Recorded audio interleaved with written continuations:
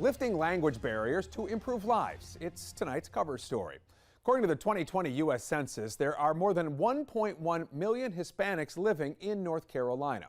A growing demographic in our state, but one that still struggles with communication.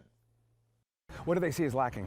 So the top needed services that they've identified are all related to healthcare.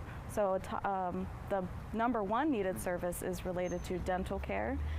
Second to that is preventative healthcare services like annual checkups and physicals. And then third is a doctor that speaks your preferred language.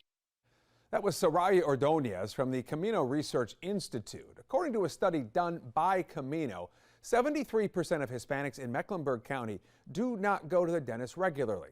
61% also say they don't get regular vision care. And as you may have guessed, most of the time they delay getting help because of a language barrier. And the obstacles don't stop at the doctor's office. In Mecklenburg County, 75% of Latinos say they prefer to speak Spanish, but only 20% of their doctors speak Spanish to them.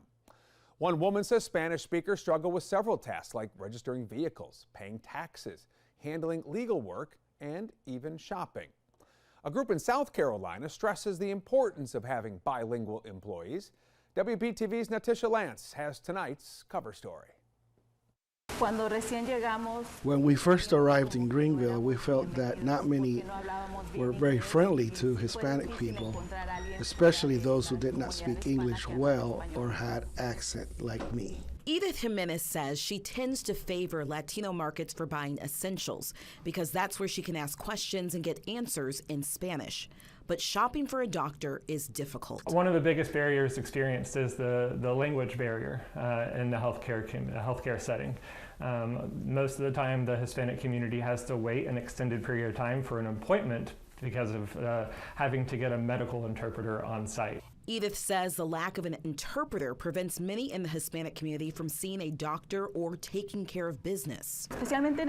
Especially in matters such as legal or medical, where understanding all the words or one word can make a big difference and can also have serious consequences. The Hispanic Alliance says area employers can help.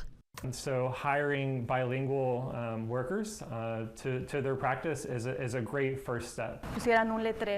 Put up a sign saying Spanish spoken here, or have employees wear badges saying I'm bilingual. Our research has shown that building trust with the Hispanic community is paramount, and that is done just by having a heart-to-heart conversation. But the children are less embarrassed than adults are to learn and to speak English.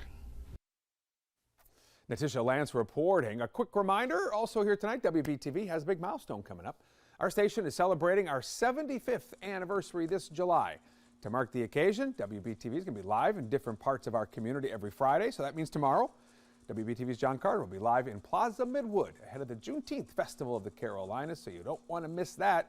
We will be live on air and online. Make sure you tune in.